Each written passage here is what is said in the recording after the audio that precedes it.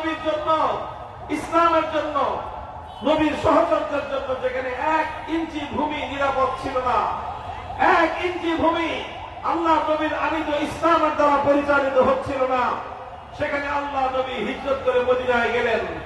10 বছরের মাথায় আল্লাহ নবী শুধু মদিনা নয়, বরং 12.5 লক্ষ বর্গ মাইল এরিয়া এমন শান্তি এবং নিরাপদ কায়েম করেছিলেন। 12.5 লক্ষ বর্গ মাইল এরিয়া জুড়ে আল্লাহর পয়গম্বর তার আনিত দ্বীন এবং ইসলামকে এমন ভাবে কায়েম করেছিলেন, 12.5 লক্ষ বর্গ মাইল জুড়ে খেলাফতের শাসন কায়েম হয়েছিল, ইসলামী হুকুমত বাস্তবায়িত হয়েছিল। শহরের পর শহর জুড়ে 12.5 লক্ষ বর্গ মাইল ইসলামী হুকুমতের আওতায় আল্লাহ নবী এনেছিলেন।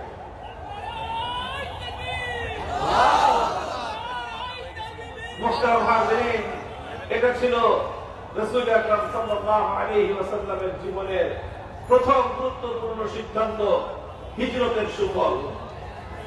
দ্বিতীয় আল্লাহ নবী গুরুত্বপূর্ণ টার্নিং পয়েন্ট, আল্লাহ নবী হিজরতের পরে গিয়ে সবচেয়ে বড় যে সিদ্ধান্তটা নিয়েছিলেন, সেই সিদ্ধান্ত হলো যে এতদিন পর্যন্ত ইসলামের নীতির মধ্যে 2টা মৌলিক কর্মসূচি ছিল।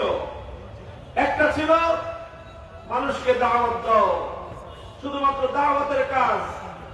আরেকটা কাজ ছিল মানুষের কাছে দ্বীন শেখাও, তালিম ছিল, তালিমে দ্বীন ছিল, আর তাবলীগে দ্বীন ছিল।